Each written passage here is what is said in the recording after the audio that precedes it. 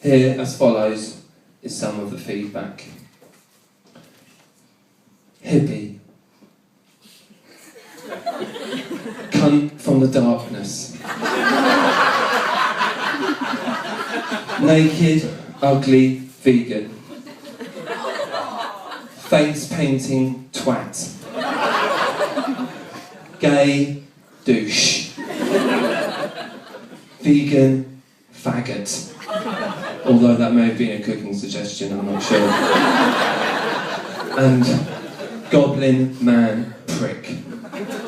Now, I can deal with being called all of those things, but to be called a goblin man prick and therefore be compared to Janet Street Porter's goblin-esque vagina that smells like mackerel and feels like felt is a bit too much for me to deal with. Not fair. It's not fair, is it? No. Cheers. But the worst tweet I got was from some angry man in Manchester whose following words are as follows. I want to punch your big hippie nose with a bat, you total cunt. That's fucking true. I can't believe it. Even Radio 1 DJ Sarah Cox chirped up, chimed in, and finally chastised me with the following phrase. The only chipolata I want to see whilst watching Come Dine With Me with my 7-year-old is that of the pork kind, and not some daft-haired vegan's willy. Look, Sarah, I thought you'd be au fait with Cox, because that is your fucking surname. And anyway, it doesn't look like a chipolata, it looks more like an albino twiglet. I'd like to dedicate this next joke to my stupid friend. For the sake of naming him, we'll call him Bongo. The other day, he went out and bought some new wooden shoes, and I caught him talking to them. And when I asked why, he said, "These ones talk back to me, they're clever clogs." What a cunt. In the news recently, the Tories are backing plans for the Queen to get a royal yacht for the Diamond Jubilee. I think it's only fair that she takes them all out on a big trip to say thank you. I know an Italian sailor who's looking for a job. What has a Tory MP got in common with a light bulb? They both get turned on whilst being suspended from the ceiling. I like to think, if I was a boat, that I'd call myself the HMS Jhon Cosgrove. That's because my nose is Jewish and it looks like a ship is trying to sail away from my face. Put it this way, I've been banned from swimming on my back at the Taro Centre because all the kids think that it's a shark attack. The other morning, I got up, put my bathroom robe on, went downstairs and found I couldn't stay on topic. I put my digressing gown on instead, which made me late for my appointment with the sex therapist. She said it was okay as I normally come early. The reason why I'm getting therapy is because my girlfriend won't let me have sex with her. Instead of going with the normal headache excuse, she fills her vagina full of concrete, sews it shut, and then heads towards Heathrow. Which isn't very nice, is it? To be honest, I can't even remember the last time that I had sex. My dad date raped me.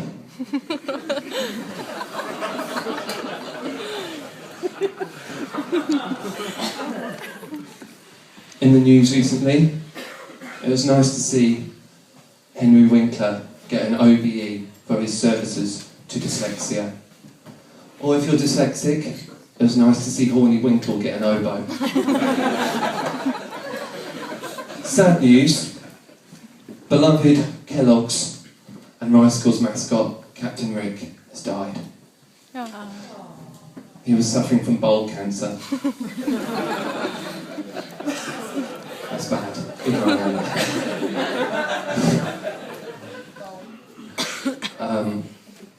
The Daily Mail are always saying that immigrants are apparently flooding the country. If that's so true, then why do we always have hosepipe bands in the summer? My friend went to see the band Elbow the other day. He said, apparently they're a bit middle of the road. I said, no mate, a bit more middle of the arm. My heart... I'm fucking trying here, right, you cunts? You fucking do this, it's fucking shit. When I've got a guitar to hide behind, I just take my clothes off and wave my dick at you guys, but I can't fucking do that. So I'm fucking trying, okay? Thank you. Thank you very much, thank you. But my heart musically belongs to South Wales and T-Rex. It's a glam organ. Yesterday, I met the most stubborn and determined pop star ever. He was adamant. Earlier on, I mentioned that I look like Wurzel Gummidge, the Scarecrow, which is quite apt because I've just got a job as a scarecrow. It's in a field that I know well, because I've been scaring off birds for years. I don't think I'm even going to have a girlfriend after the show tonight, but it's okay, because I've got a date for tomorrow. Yes, it's going to be February the 13th.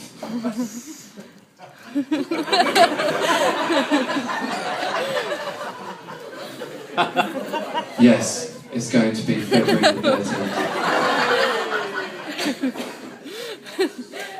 Yes. I've got a date for tomorrow. Wait, I'll just check.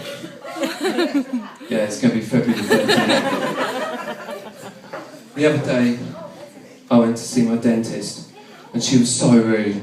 She told me to shut my mouth, so I kicked her in the cunt.